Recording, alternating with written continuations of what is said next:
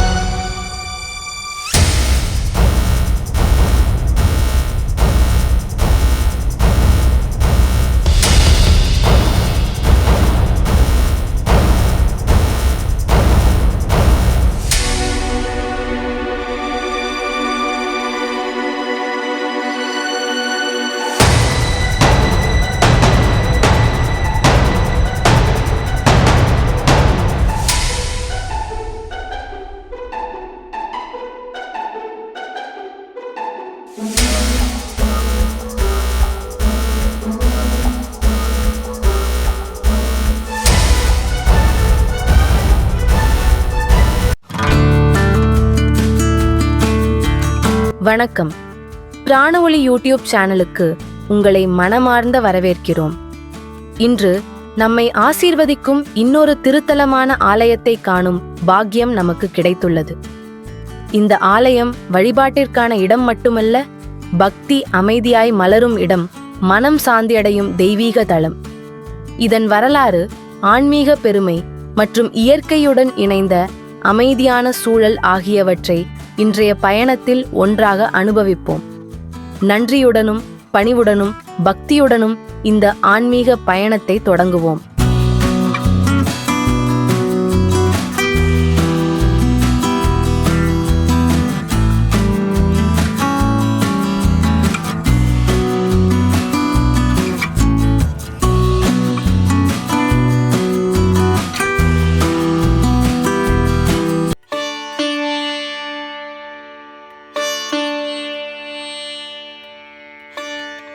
Perak மலேசியாவின் டாப்பாரோடு பகுதியில் பக்தி மற்றும் சமூக செயல்பாட்டால் நிறைந்த ஒரு கோவில் உள்ளது. ஸ்ரீ சிவ சுப்பிரமணிய சுவாமி ஆலயம். மலேசிய இந்து கோவில்கள் தகவல் மையத்தின் அதிகாரப்பூர்வ இணையதளத்தின்படி இந்த புனித வழிபாட்டு மையம் ஒரு நூற்றாண்டிற்கும் மேலான வரலாற்றை கொண்டது. 1925 ஆம் ஆண்டில் பொதுத்துறை ஊழியர்களால் நிறுவப்பட்ட இந்த கோவில் ஆரம்பத்தில் அற்புதமான ஒரு வழிபாட்டு மையமாக திகழ்ந்தது.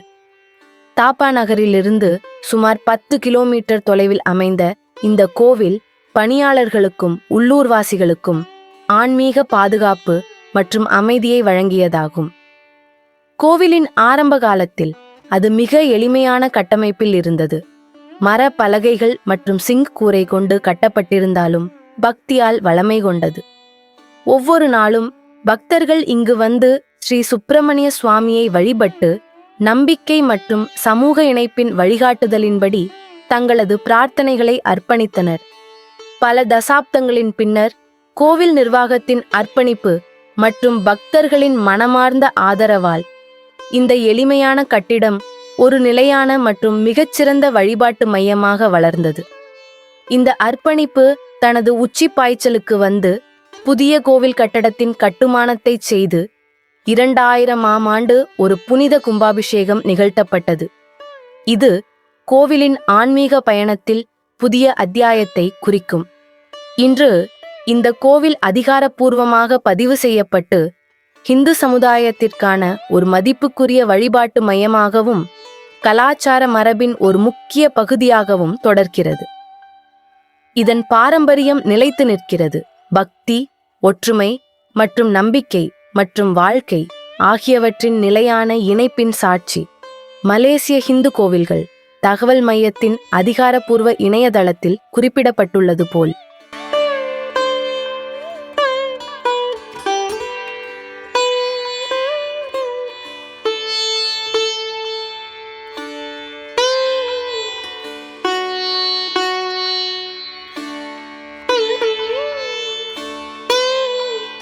சமீபத்தில் ஒரு வரலாற்று மற்றும் புனித நிகழ்வாக ஆறுமுகம் கொண்ட புதிய ஸ்ரீ ஆறுமுக சுவாமி சிலையின் மகா கும்பாபிஷேகம் நடைபெற்றது. இப்புனித சடங்கு ஸ்ரீ பார்வதி பரமேஸ்வரரின் பரிபூரண அருளால் ஞாயிற்றுக்கிழமை 7 டிசம்பர் 2025 அன்று கும்பலக்னமுடன் ஒத்திசைந்த காலை 10:31 மணி முதல் 11:31 மணி வரை நடைபெற்றது. அந்த நாள் திருவாதிரை நட்சத்திரம் மற்றும் சித்த யோகம் இணைந்த சிறப்பான சுபநாளாக இருந்தது.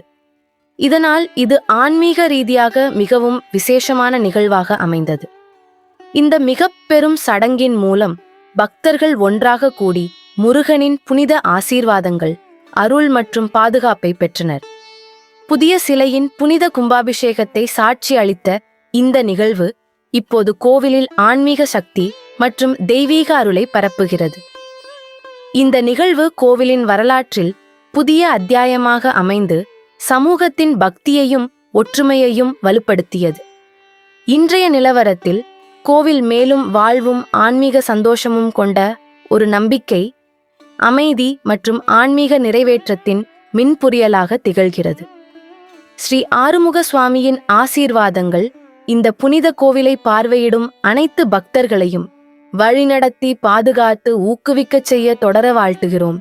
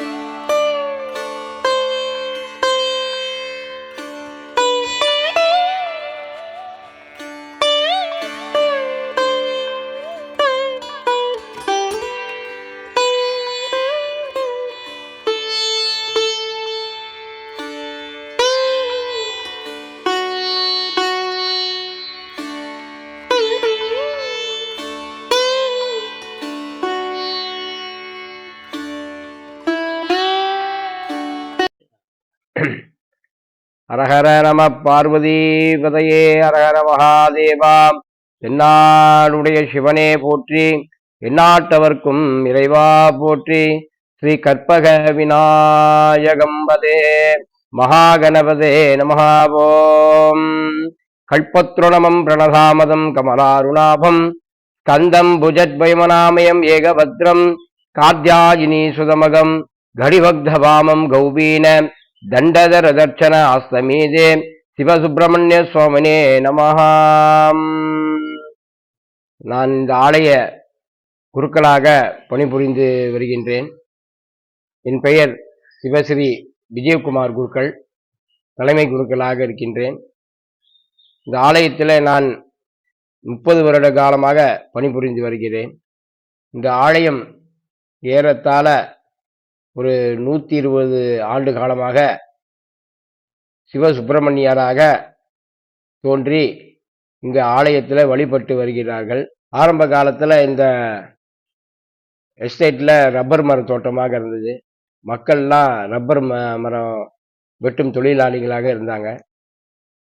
அதுக்கு பிறகு ஒவ்வொன்றாக இந்த ரப்பர் மரம் எடுத்து அழித்த பிறகு ஆயில் பம்ப் தோட்டமாக வந்து இப்ப மக்கள் எல்லாம் வெளியேறி தாமான்ல இருக்காங்க.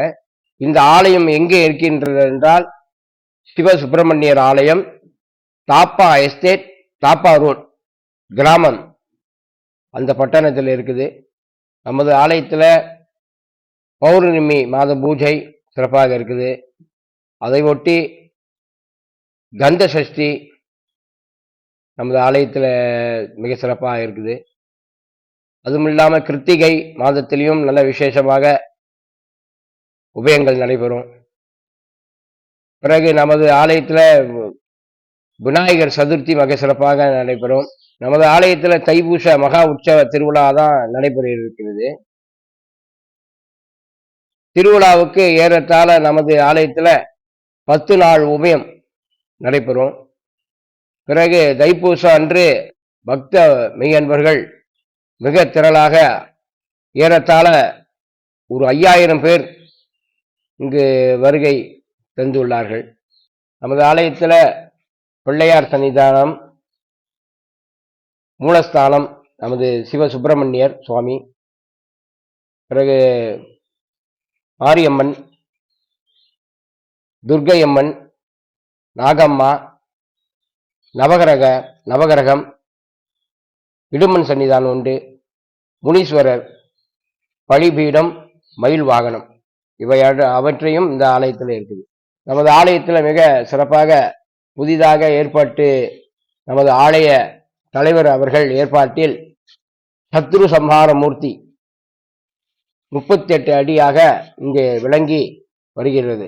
சத்ரு சம்ஹார மூர்த்திக்கு 12ஆம் மாதம் 7ஆம் தேதி 12ஆம் மாதம் 2025 மகா கும்பாபிஷேகம் மிக சிறப்பாக நடைபெற்றது. அந்த கும்பாபிஷேகத்தில் ஏறத்தாழ நமது ஒரு 2000 பேருக்கு மேல் இந்த கும்பாபிஷேகம் கலந்து கொண்டார்கள். நானும் ஏறத்தாழ இந்த 30 வருட காலமாக இந்த சிவசுப்பிரமணிய ஆலயத்தில் பணிபுரிந்து வரேன். இந்த முருகப்பெருமான் எனக்கு எவ்வளோ வழிகளை எனக்கு நல்ல பிரார்த்தனை நான் செய்த பகவானுக்கு அவர் எனக்கு இன்னும் மேலும் மேலும் நல்ல வழிகளை மிக சிறப்பாக எனக்கு கொடுத்திருக்காரு. ஒரு காலத்துல நான் மிக சிரமமாக இருந்த காலத்தில் இந்த முருகனை நான் வழிபட்டு வந்த போது அவர் எனக்கு எல்லாவற்றையும் அவர் எனக்கு செய்திருக்கிறார். முருகப்பெருமான் இன்றைக்கு நான் ஒரு நல்ல நிலையில இருக்கேன்னா இந்த முருகன் தான் காரணம். அதே போல இங்க உள்ள மக்கள் எல்லாருமே மிக சிறப்பாக வருவாங்க, எல்லாரும் செய்வாங்க. அதே போல மக்களும் இங்க வந்து நிறைய வழிபாட்டுல தைப்பூசம் மிக சிறப்பாக பால் குடம்லாம் எடுத்து ரொம்ப சிறப்பா இருப்பாங்க. அவர்களுக்கு எந்த கஷ்டங்களும் இல்லை. அதே போல எனக்கும் எந்த சிரமமும் இல்லாம இந்த முருகப்பெருமான் நல்லா வச்சிருக்காரு. நமது ஆலயத்துல இளைஞர் பகுதியாக ஏறத்தாழ ஒரு 100 பேர்த்துக்கு மேல இருக்கிறாங்க. இந்த ஆலயத்துல சிறப்பாக இளைஞர் பிரிவு பகுதியில ஆலய தைப்பூசத்துக்கு 10 நாள் மிக சிறப்பாக பாடுபடுவாங்க. அது மட்டும் இல்லாம நமது இளைஞர்கள் இப்ப இருக்கிற காலங்களில் நம்ம இளைஞர்கள் ரொம்ப குறைவாக ஆலயத்தில் ஈடுபாடு ரொம்ப குறைவா இருக்காங்க.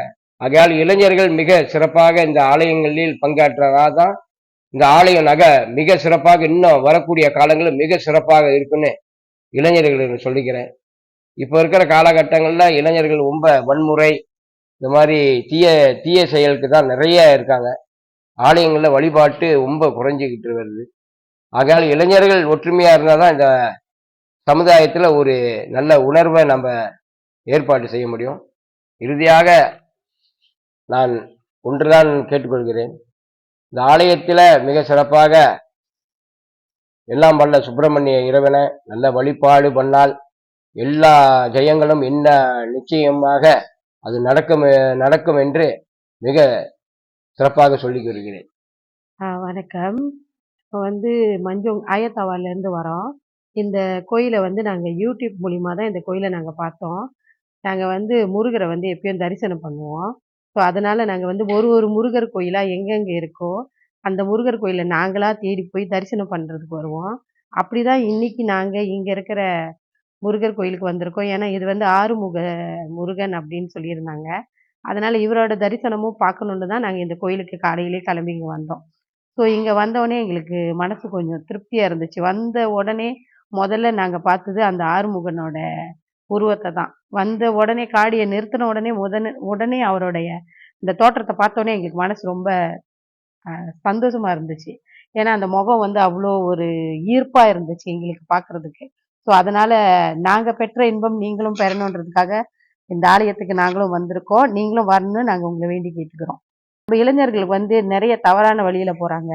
இந்த மாதிரி ஆன்மீக சிந்தனையோட இந்த மாதிரி கோயில்களுக்கு வந்தாங்க நிறைய அவங்கள வந்து ஈடுபடுத்திக்கலாம் நம்மளோட சமயத்துக்காக. நிறைய விஷயத்த வந்து அவங்க தெரிஞ்சுக்கவும் முடியும். ஏன்னா நிறைய பேருக்கு நம்மளோட சொந்த கல்ச்சர் பத்தி அவங்களுக்கு தெரிய மாட்டேங்குது. மற்றவங்களோட இதை பத்தி பேசுறாங்க. பட் நமக்குன்னு நிறைய விஷயங்கள் இருக்கு, நம்மளோட கல்ச்சர்லயும் இருக்கு அப்படின்றது வந்து நிறைய பேருக்கு தெரியவும் மாட்டேங்குது, தெரிஞ்சுக்கவும் மாட்டேங்கிறாங்க. சின்ன வயசுலேயே வந்து குழந்தைகளை வந்து இந்த மாதிரி கோயில் இந்த மாதிரி இடத்துக்கு கொண்டு வரணும். ஏன்னா ஆகுனா பிள்ளைங்களுக்கு வந்து இந்த போனை கொடுத்து பிள்ளைங்களை ரொம்ப கெடுக்குறாங்க. ஸோ அதுல வந்து நல்ல விஷயமும் இருக்கு, கெட்ட விஷயமும் இருக்கு. பட் உங்க பிள்ளைங்களை வந்து முடிஞ்ச அளவு இந்த சமுதாய ஈடுபாட்டுல வந்து நீங்க கொண்டு வரணும். இந்த கோயில் வழிபாடு, தேவாரம், பரதநாட்டியம், நம்மளுடைய கல்ச்சரை வந்து பிள்ளைங்களுக்கு இப்ப இருக்கிற சிறு பிள்ளைங்களுக்கு வந்து நீங்க அதிகமா கொடுக்கணும்னு கேட்டுக்கிறேன். இதை வந்து நான் சொல்லணும்னா மனசார நான் சொல்லணும். ஏன்னா ஒரு காலகட்டத்துல நான் ரொம்ப கஷ்டப்பட்டேன். ஏன்னா என் ஹஸ்பண்டுக்கு வந்து உடல்நலம் சரியில்லாம பைபாஸ் பண்ற அளவுக்கு போயிட்டாரு. ஸோ நான் வந்து இந்த முருகர்கிட்ட வேண்டிக்கிட்டேன். கடவுள் வந்து எங்களுக்கு துணை இருந்து இது வரைக்கும் எங்களை வழி நடத்தி வந்திருக்காங்க. அதனாலதான் நாங்க ஒரு ஒரு முருகர் கோயிலுக்கா நாங்க போய்கிட்டு இருக்கோம். அந்த கஷ்டத்துல எங்களை வந்து மீண்டு கொண்டு வந்திருக்காரு அந்த கடவுள். நாங்க அதுல இருந்து மீண்டு வந்துட்டோம். ஏன்னா அவருக்கு வந்து போய் பார்க்கும்போது அவருக்கு 6 பிளாக் பைபாஸ் பண்ணி ஆகணுன்ற ஒரு சூழ்நிலையில தான் அவர் இருந்தாரு. அவர் வந்தோடனே நாங்க வந்து நினைச்சிட்டோம் இந்த முருகருக்கு வந்து முடி எடுத்து காணிக்கை செய்யணும்னு. அதனால நாங்க முடிந்த தைப்பூசத்துக்கு வந்து நாங்க முடி எடுத்து எங்களோட காணிக்கை அவருக்கு நாங்க செலுத்தணும். இனி நல்லா வருவோம் அந்த நம்பிக்கையில தான் இந்த முருகர் கோயில ஒண்ணா நாங்களா தேடி தான் போறோம். யாரும் எங்களை வற்புறுத்தியோ அந்த மாதிரி எல்லாம் கிடையாது. ஏன்னா நாங்க எங்க கடவுளை நாங்க நம்புறோம். ஏன்னா அவர் எங்களுக்கு துணையா இருந்து எங்களை வழி நடத்தியிருக்காரு. அவ்வளவுதான். ஏன்னா இந்த மாதிரி எங்களுக்கு நடக்கும்போது நான் ஆஸ்பத்திரியில வந்து உட்காந்துட்டு இருந்தேன். என்னடா பண்றது? ஏன்னா இவரோட இன்சூரன்ஸ் காசு வந்து 50,000 வெள்ளி தான் கவரேஜ் பண்ண முடியும் அப்படின்னு சொல்லிட்டாங்க. ஸோ அவரோட காசு வந்து 88,000 வெள்ளி வந்துச்சு. இன்னும் மேற்கொண்டு 38,000 வெள்ளிக்கு நான் என்ன பண்ணணும் அப்படின்ற ஒரு சூழ்நிலையில தான் நாங்க உட்கார்ந்துருந்தேன். ஆனா கடவுளோட பிரார்த்தனையை நான் வந்து விடவே இல்லை. நீங்க நம்புறீங்களோ இல்லையோ ஒரு 2 நாள்ல எனக்கு என்ன பண்றதுன்னே தெரியல. ஆனா நான் கும்பிட்ட கடவுள் வந்து என்னை கைவிடல. என் நண்பர்களும் சரி, என் கூட பிறந்தவங்களும் சரி, எனக்கு நிறைய அந்த நேரத்துல எனக்கு உதவி பண்ணாங்க. அந்த காசு அவ்வளவு சீக்கிரத்துல அந்த 2 நாளுக்குள்ள என்னால மேனேஜ் பண்ணி என்னால அந்த பணம் வந்து என் கைக்கு கிடைச்சிச்சு. அதை வந்து நான் தாண்டி வந்துட்டேன். அதனாலதான் நான் உங்களுக்கு எல்லாருக்கும் வந்து இதை வந்து நான் சொல்லிக்கிறேன். கடவுள் வந்து நேரடியா வரமாட்டாரு. ஆனா நம்ம நம்புற கடவுள் என்னைக்கும் நம்மளை கைவிட மாட்டாரு. அதை வந்து நான் அன்னைக்கு உணர்ந்தேன். அதனாலதான் இன்றைய வரைக்கும் நான் எல்லா கோயில்களுக்கும், இந்த முருகர் கோயில்களுக்கு வந்து நானா தேடி போறேன். என்னை யாரும் வர வைக்கல. ஆனா எனக்குள்ள இருக்கிற அந்த ஒரு உணர்வு என்னை கொண்டுட்டு போகுது. உடம்பு முடியாம போச்சு. இப்ப அந்த அதுல இருந்து தான் நான் கத்துக்கிட்டேன் எல்லாம். மனுஷாளுங்க எப்படி, யார் எப்படி. நான் முக்காவாசி கடவுள் தான், முருகர் தான் நம்மளுக்கு உதவி செஞ்சாரு. ஆனா இருக்காங்க, சிலவங்களும் இருக்காங்க, நல்லவங்க எல்லாம் இருக்கிறாங்க, எனக்கு உதவி செஞ்சாங்க. இப்ப நல்லபடியா இருக்கு உடம்பு, ஒன்றும் பிரச்சனை இல்லை, எல்லாம் நல்லபடியா செஞ்சாச்சு. முக்காவாசி நான் முருகர் தான் நல்லா வேண்டிக்கிட்டேன். அவருக்காக என்ன செய்யணும்னு மேற்கொண்டு இன்னும் செஞ்சுக்கிட்டு தான் இருப்பேன் முருகருக்கு. கடவுள் உண்மையிலே முக்கியம். நம்ம எவ்வளவு நம்புறோமோ கடவுள் தான். நம்ம யாருக்கிட்டையும் வேற யாருக்கிட்டையும் பேச முடியாது. கடவுள் தான் நம்மளுக்கு. அவருதான் அவர்கிட்ட தான் நம்மளோட இதெல்லாம் பேச முடியும், நம்ம கஷ்டம் பேச முடியும். என்னன்னா அவங்க தான். அப்புறம் நம்மளோட உழைப்பு, நம்மளோட வேலை, இதுதான். முதல்ல நான் ஒரு விஷயத்தை இங்க பதிவு பண்ணிக்கிறேன். நம்ம வந்து கடவுள் நம்பிக்கை இருக்கணும். அதே மாதிரி நம்ம குடும்ப வாழ்க்கையிலும் சரி, என்ன பிரச்சனைகள் வந்தாலும் சரி, ஒரு கணவன் மனைவியா எப்பொழுதும் ஒருத்தரை விட்டு கொடுத்து அவங்களுக்குள்ள நடக்கிற பிரச்சனைகளை மற்றவங்களை தலையிட விடாம முடிஞ்ச அளவு அவங்களுக்குள்ளே பேசி அவங்களுக்குள்ளே அந்த விஷயத்துக்கான பதிலையும் அவங்களே இது பண்ணி நல்ல வழிக்கு வரணும். எந்த ஒரு பிரச்சனையும் பெருசா எடுத்துக்கிட்டு நம்ம செய்யற நம்ம குடும்பத்துல நடத்துற பிரச்சனைகள்னால குழந்தைகள் தான் பாதிக்கப்படுறாங்க. ஏன்னா அதிகமான குழந்தைகள், ஏன்னா இப்ப நீங்க எடுத்துக்கிட்டீங்கன்னா நிறைய பிள்ளைங்க வந்து தாய் இருக்காங்க, தகப்பன் இருக்க மாட்டேங்கிறாரு, தகப்பன் இருக்காரு, தாய் இருக்க மாட்டேங்க. ஆனா 2 பேரும் உயிரா தான் இருக்காங்க. பட் 2 பேரும் ஒன்னா இல்லாததுதான் இங்க பிரச்சனை. ஏன்னா நிறைய பிள்ளைகள் வந்து இதனால பாதிக்கப்படுறாங்க. ஒரு பக்கத்தோட அன்பு மட்டும்தான் அவங்களுக்கு கிடைக்குது, அடுத்து இன்னொரு பக்கத்தோட அன்பு அவங்களுக்கு கிடைக்க மாட்டேங்குது. நிறைய பேரண்ட்ஸ் வந்து என்ன ஒரு தப்பு பண்றாங்கன்னா, பிள்ளைங்களை வந்து வயதான அப்பா அம்மா கிட்ட விட்டுட்டு போயிடுறாங்க. வெளியே வேலைக்காக பணத்தை தேடி வந்து போயிடுறாங்க. பிள்ளைங்க வந்து தாத்தா பாட்டி கிட்ட வளர்றாங்க, நான் இல்லைன்னு சொல்ல. ஆனா அன்பு கிடைக்குது. ஆனா அவங்களுக்கான தேவைகளை பாட்டி தாத்தா வந்து உணவு கொடுக்க முடியும், அவங்க உடல்நிலைய பார்த்துக்க முடியும். ஒரு கல்வி அறிவை கொடுக்கணும்னா ஒரு தாய் தந்தை வந்து கூட நின்று வழி நடத்தணும். வயசான அப்பா அம்மா வந்து அவங்க குழந்தைகளை பார்த்துக்க முடியும். பட் ஒரு சில விஷயத்த வந்து தாய் தகப்பனால பாட்டி தாத்தாவால கொடுக்க முடியாது, அவங்களோட பெற்றோர்களால தான் கொடுக்க முடியும். இப்ப ஏன்னா இது வந்து நிறைய நடக்குது. சின்ன குழந்தைங்க வந்து நிறைய பாதிக்கப்படுறாங்க. ஒரு சாதம் ஊட்டணும்னா கூட போனை கொடுத்துட்றாங்க பிள்ளைங்க கையில. அப்பா அம்மா வந்து கூட இருந்து பார்க்க மாட்டேங்கிறாங்க. பாட்டி தாத்தா வந்து என்ன சொல்றாங்கன்னா, பிள்ளைங்க சாப்பிட்றாங்க, ஓகேவா இருக்காங்க, பட் அவங்க கூட இருந்து பார்க்கும்போது அவங்க நிறைய விஷயத்த வந்து குழந்தைகள் வந்து இழக்கிறாங்க. இது உண்மையிலேயே நடந்தது. ஏன்னா நான் ஒரு தரிகா ஸ்கூல் டீச்சர். ஸோ எனக்கு தெரியும், பிள்ளைங்களோட நான் ஒரு 16 வருஷமா டிராவல் பண்ணிக்கிட்டு இருக்கேன். ஸோ நான் வந்து நிறைய குழந்தைகளை வந்து என் பள்ளியில நான் பார்த்துருக்கேன். நிறைய குழந்தைகள் வந்து நிறைய விஷயத்த வந்து இழக்க ஆரம்பிச்சிட்டாங்க. நிறைய விஷயம் தாய் தகப்பனோட அன்பு குறைய ஆரம்பிச்சிருச்சு. அவங்களுக்கு முழுமையான அன்பு கிடைக்க மாட்டேங்குது. பிள்ளைங்க வந்து ரொம்ப அன்புக்காக ஏங்குறாங்க, நிறைய பிடிவாதம் பிடிக்கிறாங்க. வயதானவர்கள் எவ்வளவுதான் அவங்க பார்த்து செஞ்சாலும் பிள்ளைங்க வந்து நிறைய பாதிக்கப்படுறாங்க. உண்மையாவே இது நடந்த ஒரு விஷயம். என்னன்னு சொல்லணும்னா, பிள்ளைங்க வந்து மென்டலி ஸ்ட்ரெஸ் ஆயிடுறாங்க. ஒரு சின்ன விஷயத்துக்கெல்லாம் தாத்தா பாட்டி வந்து அவங்க கேக்குறாங்கன்னு கொடுத்துட்றாங்க. ஆனா பெற்றோர்கள் கைட் பண்ணி கொண்டு வர மாதிரி இப்ப உள்ள பேரண்ட்ஸ் இல்ல. அதிகமா வந்து பணத்தை தேடி வெளிநாட்டுக்கு போய் சம்பாதிக்க ஆரம்பிக்கிறாங்க. ஆனா அந்த ஆரம்பத்துக்கு பிள்ளைங்களுக்கு என்ன தேவை, கல்வி அறிவு தேவை, நல்ல கல்ச்சர் தேவை, ஒரு டிசிப்ளின் தேவை, அதை யாரும் இப்ப சரியா கொடுக்கறது இல்லை. ஏன்னா பிள்ளைங்க நிறைய பாதிக்கப்படுறாங்க. இதை வந்து நான் கண்கூடாக பார்த்திருக்கேன். பிள்ளைங்க வந்து சில குழந்தைகள் வந்து அன்புக்காக ஏங்குறாங்க, தாய் தகப்பன் அன்புக்காக ஏங்குறாங்க. அது அவங்களுக்கு கிடைக்காத போது அவங்க பிடிவாதம் பண்றாங்க தாத்தா பாட்டி கிட்ட. ஆனா நிறைய பேரண்ட்ஸ்க்கு வந்து இது தெரிய மாட்டேங்குது. இதை நான் என் கண்கூடா பார்த்திருக்கேன். பிள்ளைங்க வந்து பிடிவாதம் முடிக்கும் போது அவங்கள அன்பா அரவணைச்சு அவங்களை காட்டும் போது, ஒரு ஆசிரியரா நான் வந்து அதை அனுபவிச்சிருக்கேன். அவ்வளவு ஒரு இது சந்தோஷமா இருக்குதுங்க பிள்ளைங்க. ஆனா அவங்களுக்கு இப்ப ஒரு பேரண்ட்ஸ் டே செய்யும் போதோ இல்ல ஒரு மதர்ஸ் டேவோ ஃபாதர்ஸ் டே அந்த மாதிரி வரும்போது, நாங்க ஒரு பள்ளியில ஒரு கிராஃப்ட் செய்யறது கூட, டீச்சர் எனக்கு அம்மா இல்ல, அம்மா எனக்கு இல்ல, அம்மா தூரமா இருக்காங்க, எங்க அம்மாவை நான் பார்க்க, அந்த மாதிரி சொல்லும் போது எனக்கே மனசு ரொம்ப கஷ்டமா இருக்கும். ஏன்னா பிள்ளைங்களுக்கு சரியான நேரத்துல சரியான விஷயம் வந்து கிடைச்சாகணும். இப்ப உள்ள காலகட்டத்துல பிள்ளைங்களுக்கு அது சரியாவே கிடைக்க மாட்டேங்குது. ஒண்ணு அப்பா இருக்க மாட்டேங்கிறாரு கூட, இல்ல அம்மா இருக்க மாட்டேங்கிறாங்க, இல்ல 2 பேருமே தூரமா இருக்காங்க, தாத்தா பாட்டிக்கிட்ட விட்டுறாங்க. பிள்ளைங்களுக்கு சரியான அரவணைப்பு, அன்பு இதெல்லாம் வந்து சரியா கிடைக்க மாட்டேங்குது.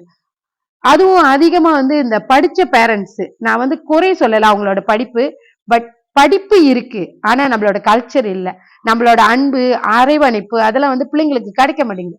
பாவம் குழந்தைகள், ஏன்னா அவங்க குழந்தைகள். நம்ம சின்னதா இருக்கும்போது நம்ம அப்பா அம்மா வந்து நம்மள கைட் பண்ணி கொண்டு வந்தாங்க. ஆனா இப்போ உள்ள காலகட்டத்துல வந்து பிள்ளைங்களை வந்து அப்பா அம்மா ரொம்ப குறைவா கைட் பண்றாங்க. இன்னொரு பிள்ளைங்களோட விருப்பத்துக்கே எல்லாத்தையும் விட்டுறாங்க. அவங்க விருப்பத்துக்கு சாப்பிடுறாங்க, அவங்க இஷ்டப்பட்டதை சாப்பிடுறாங்க. உடல் நலத்துக்கு தேவையானது, அவங்க வளர்ச்சிக்கு தேவையான உணவு கூட அவங்களுக்கு கிடைக்க மாட்டேங்குது. ரொம்ப ஃபாஸ்ட் ஃபுட். இப்ப பள்ளியில வந்து மாணவர்களுக்கு நாங்க ஒரு சாப்பாடு அவங்களுக்கு பரிமாறும் போது அந்த வித்தியாசம் வந்து எங்களுக்கு தெரியுது. ஒரு சில பிள்ளைங்களால உணவை நல்லா புசிச்சு கடிச்சு சாப்பிடுறது கூட கஷ்டப்படுறாங்க. எல்லாமே ஃபாஸ்ட் ஃபுட் அந்த மாதிரி தான் கேக்குறாங்க. ஒரு சாதம் கொடுத்தா கூட அதை மெண்டு கடிச்சு சாப்பிட கூட பிள்ளைங்க இப்ப கஷ்டப்படுறாங்க. ஏன்னா அவங்க அதை விரும்ப மாட்டேங்கிறாங்க. ஏன்னா எல்லாமே ஃபாஸ்ட் ஃபுட். எல்லாம் வந்து இந்த ஃபாஸ்ட் ஃபுட்டை கொடுத்து கொடுத்து அவங்க விருப்பப்பட்டது தான் அவங்க கொடுக்குறாங்க தவிர, இதுதான் சாப்பாடு இப்படிதான் சாப்பிடணும்னு சொல்லி கொடுக்க கூட இங்க அந்த ஒரு இது கூட இல்லாம போயிருச்சு. ஏன்னா இதெல்லாம் ரொம்ப முக்கியம். இன்னொன்னு எது கேட்டாலும் பிடிவாதம், கீழே விழுந்து அழுகிறது, அவங்க சொல்றத வந்து நம்மள கேட்கிறபடிக்கு அவங்க வந்து நம்மள கட்டாயப்படுத்துறது. பள்ளிக்கு வந்தாலும் இது வந்து நடக்குது. இன்னொன்னு, அந்த பள்ளிக்கு வந்தாலே நம்ம எது சொன்னாலும் நம்ம ஒரு டீச்சரா நம்ம கிட்டயே தண்ணி போத்தலை விட்டு அடிக்கிறது. ஏன்னா இது வந்து நடந்தது. இப்ப வர மாணவர்கள் கிட்ட நடந்தது. இதுவே ஒரு 10 இயர்ஸ் முன்னுக்கு நீங்க என்கிட்ட கேட்டீங்கன்னா இது ரொம்ப குறைவு. ஆனா இப்ப காலகட்டத்துல பிள்ளைங்க ஒரு 4 வயசு 5 வயசுல அதிகமான பிடிவாதம். அவங்களுக்கு வேணும்ன்றத வந்து அவங்க எப்படி கேட்கணும், எப்படி அணுகணும், எப்படி ஒரு அன்பா அரவணைப்பா இருக்கணும்ன்றது நம்ம பிள்ளைங்களுக்குள்ள குறைவா இருக்கு. அது வந்து ஒரு தவறான ஒரு இது. ஆனா பிள்ளைங்களுக்கு வந்து முடிஞ்ச அளவு நல்ல ஒரு கல்ச்சரை கத்து கொடுங்க. நம்மளோட தேவார தேவார வகுப்புக்கு அனுப்புங்க, நல்ல சமய வகுப்புக்கு அனுப்புங்க, இந்த பரதம் அந்த மாதிரி எல்லாம் அனுப்புங்க. ஏன்னா முன்ன நம்ம எடுத்துக்கிட்டோமா நிறைய ஆக்டிவிட்டிஸ் இருக்கும். பிள்ளைங்க தடல்ல விளையாடுறது, வெளியே சென்று விளையாடுறதுக்கான எல்லா வாய்ப்புகளும் இருந்துச்சு. அப்பா அம்மா வந்து அங்க கூட இருப்பாங்க. கூட போனா இப்படி போகணும், இப்படி வரணும், இப்படி செய்யணும்னு அவங்கள வந்து கைட் பண்ண இருந்தாங்க. ஆனா இப்போ உள்ள காலத்துல வந்து பிள்ளைங்க வந்து எல்லாம் ரொம்ப சுலபமா கையாடுறதுக்கு எல்லாம் போனை கொடுத்துட்றாங்க. போனை பார்த்துக்கிட்டு சோறு ஊட்டுறது, டிவியை பார்த்துக்கிறது, அவங்களுக்கான ஒரு ஆக்டிவிட்டிஸ் பிள்ளைங்களுக்கு குறைஞ்சிருச்சு. இந்த பிள்ளைங்களும் பாவம் என்ன செய்யறதுன்னு அவங்களுக்கும் தெரியல. அவங்களும் அந்த ஒரு இடத்துலயே அந்த அந்த கூட்டுக்குள்ளேயே அவங்க அடங்கிடுறாங்க. அந்த போன் வந்து அவங்கள கண்களை பாதிக்குது, காதுகளை பாதிக்குது. முடிஞ்ச அளவு பிள்ளைங்களுக்கு ஒரு சின்ன சின்ன ஆக்டிவிட்டிஸ் வீட்டுல கொடுங்க. அவங்களால செய்ய முடியற அளவுக்கு கொடுங்க. ரொம்ப அவங்கள போட்டு அழுத்தாதீங்க. அவங்களும் குழந்தைகள். அவங்க அவங்க வந்து ரொம்ப இந்த பூமியை வந்து அவங்க இன்னும் நிறைய விஷயத்த அவங்க பார்க்கணும். அவங்களோட உலகத்தை வந்து அந்த அந்த தொலைபேசியிலே வச்சு அடக்கிறாதீங்க. அதுதான் என்னோட வேண்டுகோள். நம்பிக்கை தான் வாழ்க்கை. கடவுளை எப்போதுமே நம்புங்க. நம்ம குழந்தைகளை நல்ல வழியில வழிபடுத்தி கொண்டு வாங்க. ஏன்னா பிள்ளைங்கள் வந்து நம்மளுடைய எதிர்காலம். நம்ம பிள்ளைங்க தான். யார் என்ன சொன்னாலும் நம்ம பிள்ளைங்களை நம்ம எப்படி வழி நடத்தி கொண்டு வர்றதுன்றது நம்ம கையில தான் இருக்கு. நம்ம சமுதாயம் எப்பயுமே நல்லா வரணும்னா நம்ம முதல்ல ஒரு நல்ல ஒரு சமுதாயாளரா இருக்கணும். நம்மளோட குடும்பத்துல வீட்டுல உள்ளவங்கள நல்லா கொண்டு வரணும். மத்ததெல்லாம் தானா வரும்.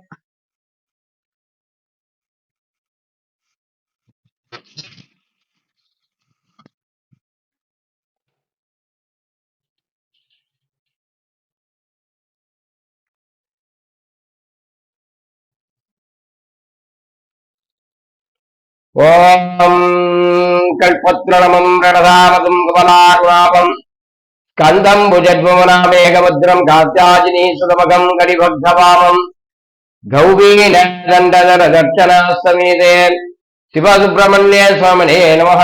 ஓம் ஸ்கந்தாய நமஹ. ஓம் குகாய நமஹ. ஓம் ஷண்முகாய நமஹ.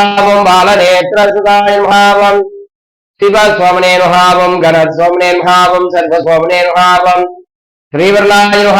दिव्यवर्णाय नमः. चतुर्वर्णाय नमः.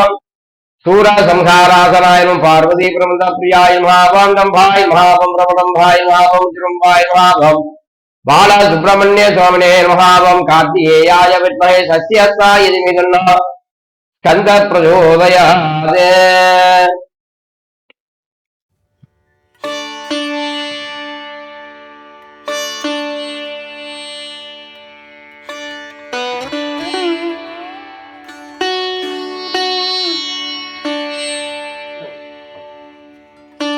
வாங்க வாங்க கற்பூரம்